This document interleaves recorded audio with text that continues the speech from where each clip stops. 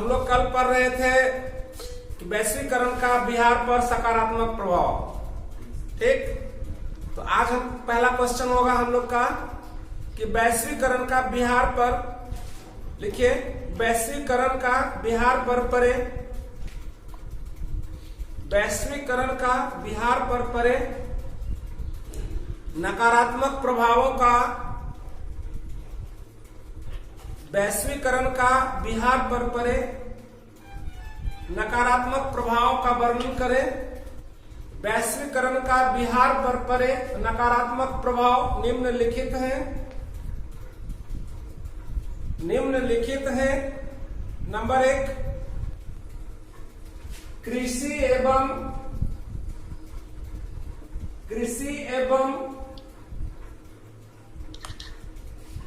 आधारित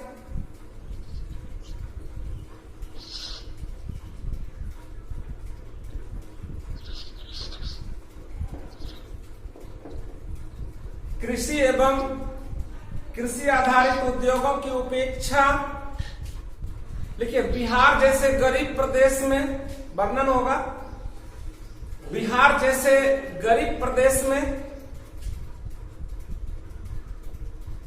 बिहार जैसे गरीब प्रदेश में कृषि आधारित उद्योगों की ढेर सारी संभावनाएं हैं,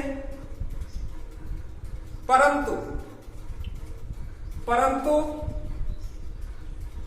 यहां का कृषि आधारित उद्योग, यहां का कृषि आधारित उद्योग उपेक्षित है, उपेक्षित है। यहां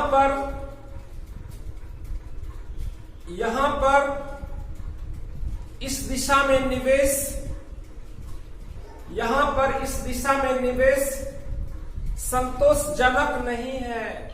दूसरा है कुटीर एवं लघु उद्योगों पर विपरीत प्रभाव, कुटीर एवं लघु उद्योगों पर विपरीत प्रभाव। हो गया?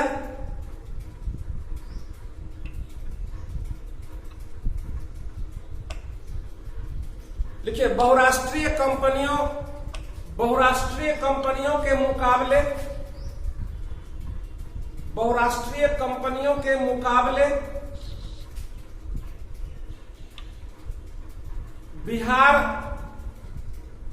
बिहार के कुटीर उद्योग, बिहार के कुटीर उद्योगों में निर्मित वस्तुएं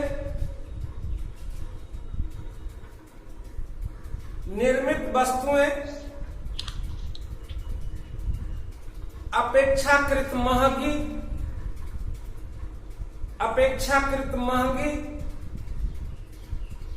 और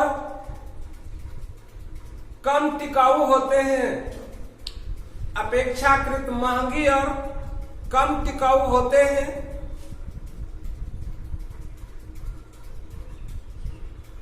अपेक्षाकृत महंगी और कम टिकाऊ होते हैं, इसलिए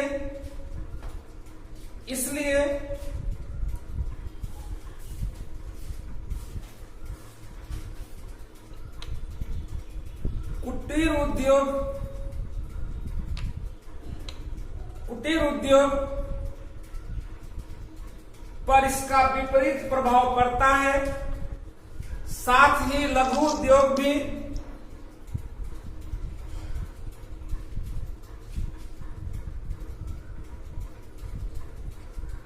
प्रतियोगिता का सामना नहीं कर पाते हैं। तीसरा पॉइंट है रोजगार पर विपरीत प्रभाव। बिहार में आधारभूत संरचना जैसे बिजली, सड़क,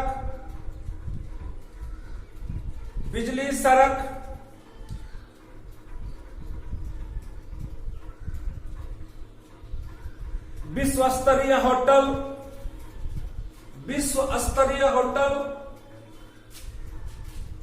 हवाई अड्डा की कमी है। इसीलिए विदेशी कंपनियां यहां उद्योग स्थापित नहीं करते हैं।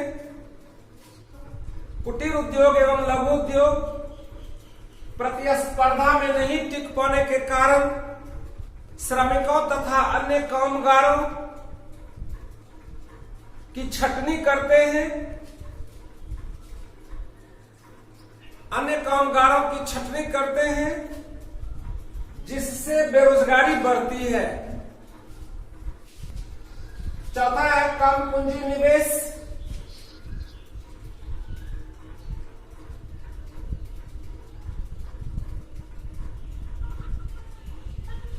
ठीक है, अन्य राज्यों के मुकाबले अन्य राज्यों के मुकाबले बिहार में अन्य राज्यों के मुकाबले बिहार में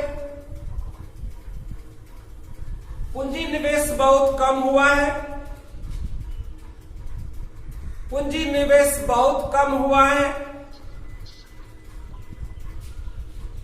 अन्य राज्यों के मुकाबले बिहार में पूंजी निवेश बहुत कम हुआ है, क्योंकि हम उन कंपनियों को वे सारी सुविधाएं देने में अक्षम रहे हैं जितना उसे दिया जाना चाहिए। क्वेश्चन लिखिएगा,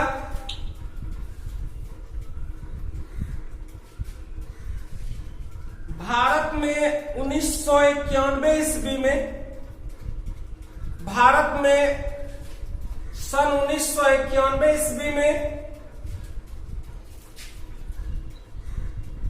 आर्थिक सुधारों से आप क्या समझते हैं? तो थोड़ा देर के लिए समझिएगा, समझा रहे हैं, ध्यान देना है।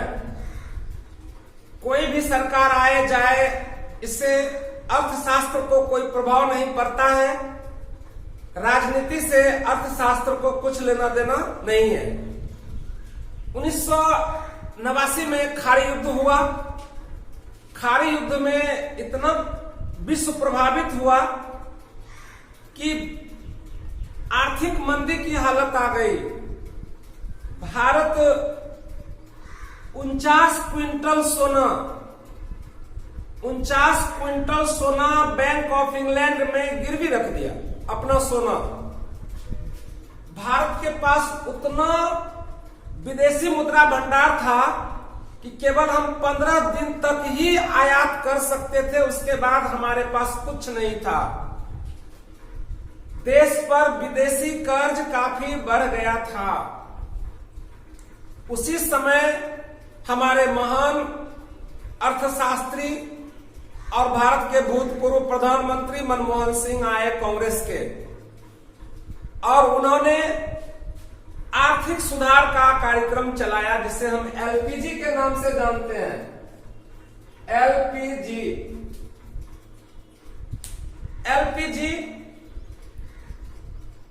एलपीजी को हम शॉर्ट में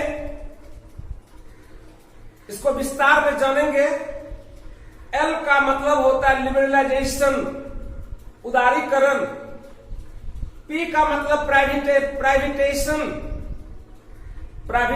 प्राइवेटाइजेशन, और जी का मतलब होता है ग्लोबलाइजेशन। उदारीकरण, निजीकरण और वैश्वीकरण, 3 कार्यक्रम चलाया, और इस कार्यक्रम के तहत ही आज देश चल रहा है। और हम गरीबी से ऊपर ही नहीं उठे, आज ताकतवर देशों के साथ हम खड़े हैं। अगर यदि सोचिए ये आर्थिक सुधार कार्यक्रम नहीं अपनाया जाता तो हमारा देश भी आज पाकिस्तान के तरह गिरगिरा रहा होता। हम भी कटोरा लिए चारों तरफ नाच रहे होते। हर बच्चे पर कहा जाता था उस समय इतना कर्जा है, एक बच्चा जन्म लेता है तो लाखों रुपया कर्जा लेके जन्म लेता है। और उस दौर से हम बाहर निकल गए, और ये किसका मतलब है? आर्थिक सुधार का। तो लिखना शुरू करेंगे, लिखिए। खाड़ी युद्ध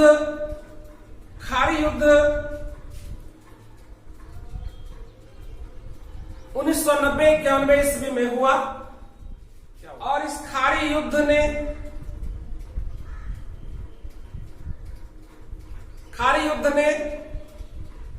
दुनिया की अर्थव्यवस्था को झकझोर कर रख दिया। दुनिया की अर्थव्यवस्था को झकझोर कर रख दिया।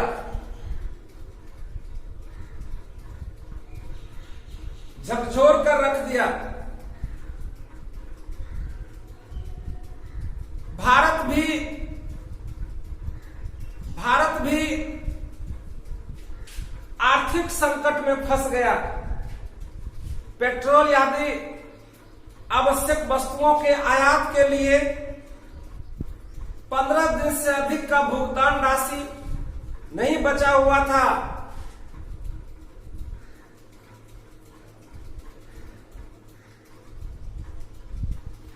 विदेशी कर्ज के बोझ में हम दबे हुए थे। विदेशी कर्ज के बोझ में हम दबे हुए थे। विदेशी कर्ज के बोझ में हम दबे हुए थे। देश का 49 क्विंटल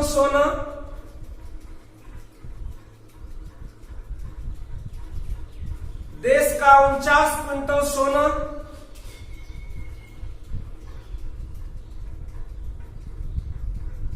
बैंक ऑफ इंग्लैंड में बंधक रखना पड़ा था।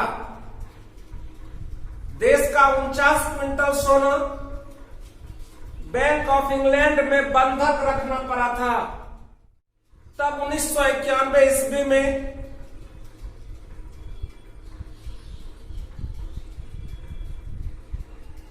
तत्कालीन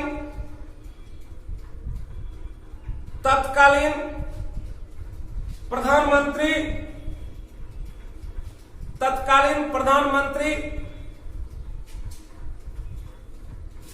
पीवी नरसिम्हा राव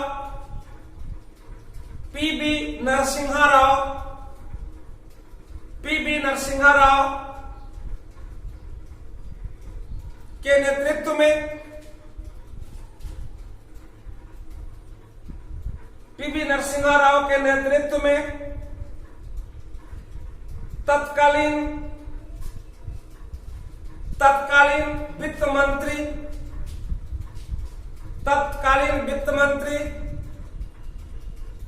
श्री मनमोहन सिंह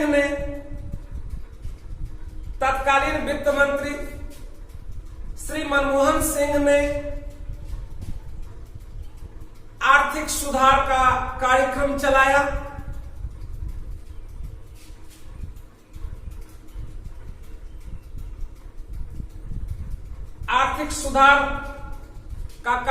चलाया।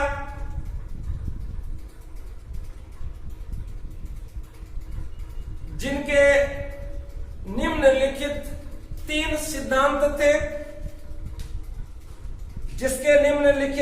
सिद्धांत थे। पहला,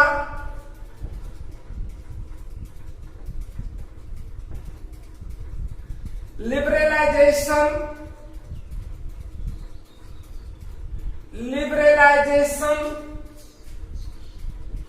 उदारीकरण। दूसरा, प्राइवेटाइजेशन निजीकरण। और तीसरा, ग्लोबलाइजेशन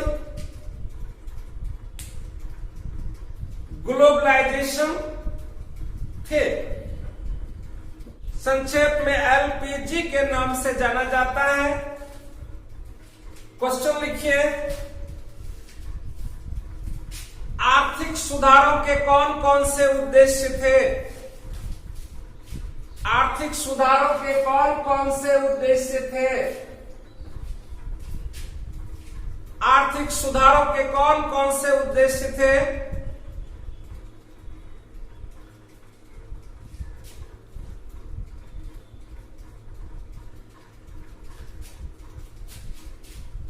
आर्थिक सुधारों के कौन कौन से उद्देश्य थे?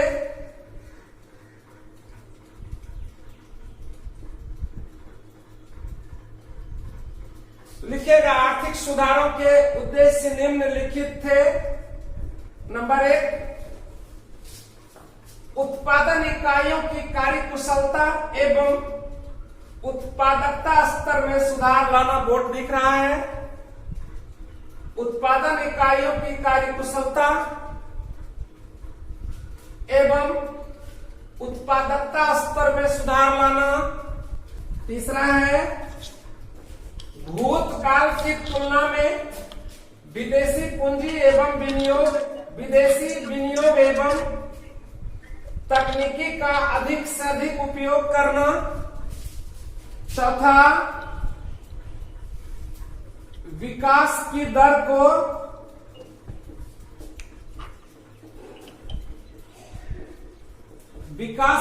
को बढ़ाना। अगला है आर्थिक विकास के लिए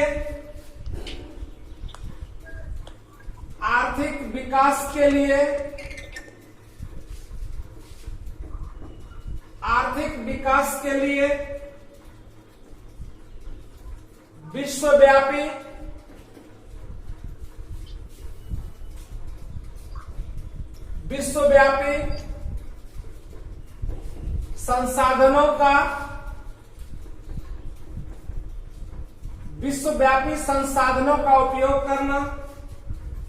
सार्वजनिक क्षेत्र के कार्य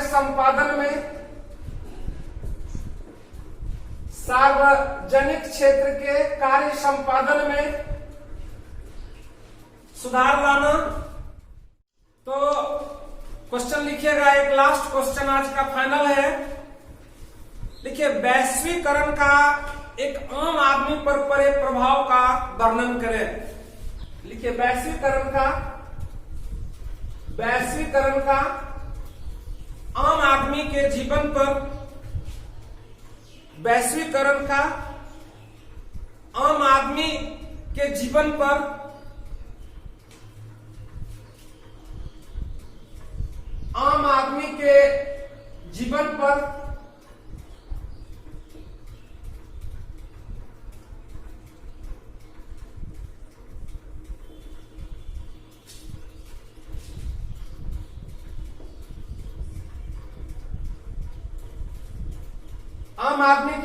पर दो तरह के प्रभाव पड़े हैं। आम आदमी के जीवन पर दो तरह के प्रभाव पड़े हैं। इनमें से कुछ सकारात्मक और कुछ नकारात्मक प्रभाव हैं। इनमें से कुछ सकारात्मक और कुछ नकारात्मक प्रभाव हैं। नंबर 1, लिखिए सकारात्मक प्रभाव। पैराग्राफ चेंज करके लिखिएगा, सकारात्मक प्रभाव, positive impact on common man. सकारात्मक प्रभाव लिखिए। इसके अंतर्गत कुछ अच्छे प्रभाव निम्नलिखित हैं। पहला, उपयोग के आधुनिक संसाधनों की उपलब्धता। दूसरा है रोजगार की बढ़ी हुई संभावनाएं।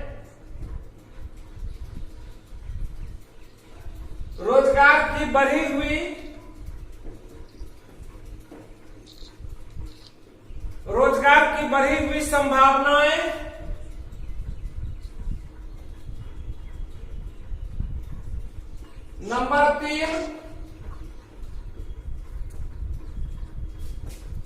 आधुनिकतम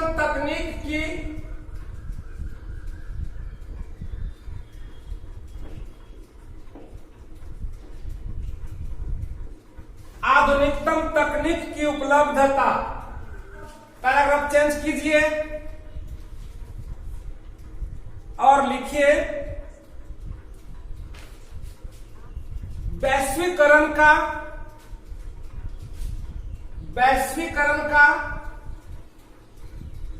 आम आदमी के जीवन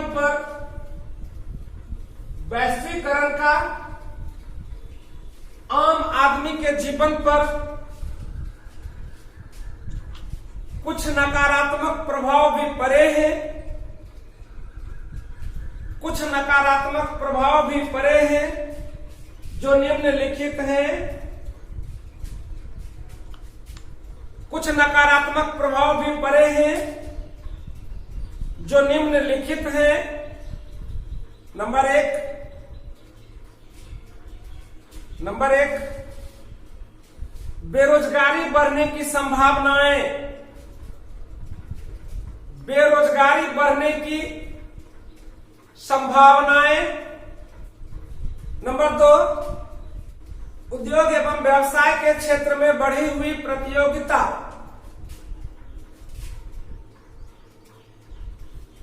बढ़ी हुई प्रतियोगिता। नंबर 3, श्रम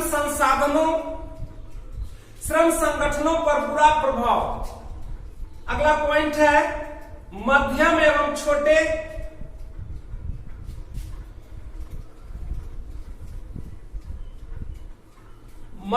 एवं छोटे उत्पादकों को कठिनाई। मध्यम एवं छोटे उत्पादकों को कठिनाई।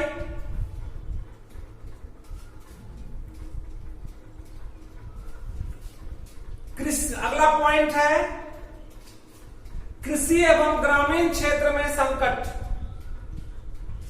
कृषि एवं ग्रामीण क्षेत्र में संकट। ठीक है, दैट्स ऑल।